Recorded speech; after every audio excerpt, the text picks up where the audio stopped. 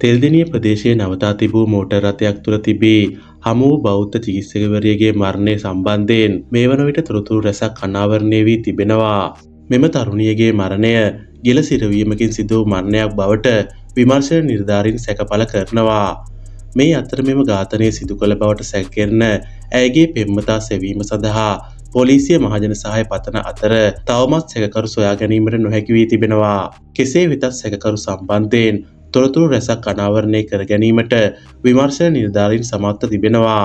ඒ අනුව මෙම සැකකරු මෙම තරුණිය ඉදිරියේ දිනෙත් දිසානායක නමින් පෙනී සිට ඇතත් ජාතික හැඳුනුම්පතේ සඳහන් ඔහුගේ සත්‍ය නම ජයසුන්දර මුදියන්සේලාගේ චම්පික ශ්‍රියාන් ජයසුන්දර බවත් ඔහු නාරම්මල ප්‍රදේශයේ පදිංචිකරුවෙකු බවත් පොලිසිය සඳහන් කරනවා.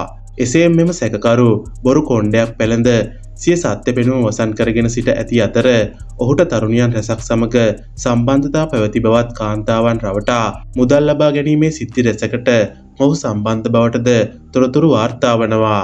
සැකකරුට එරෙහිව ගම්පහ අලුත් කඩේ තිස්ස මහා රාමේ සහ පාදුක් යන මහේස්ත්‍රාත් අධිකරණවල නඩු පවතින බවත් ඔහු පිළිබඳ අපරාධ පරීක්ෂණ දෙපාර්තමේන්තුවටද කාන්තාවන් රවටා මුදල් ලබා ගැනීම සම්බන්ධව පැමිණිලි ලැබී ඇති බව වාර්තා වනවා.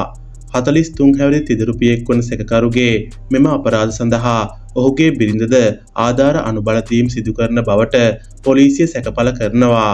එමෙන්ම මොහු සැබවින්ම මුතුකාංග ඉංජිනේරුවරයෙක්ද යන්නත් සැකසහිත බවත් තරුණියන් රැවටීම සඳහා එවැන්නක් පවසන්නට ඇතැයි සැක කරන බව විමර්ශන නිලධාරීන් පවසනවා.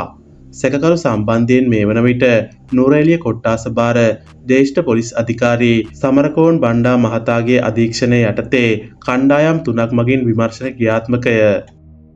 මෙවැනි තොරතුරු දිනපතා දැනගන්න අපිව සබ්ස්ක්‍රයිබ් කරන්න.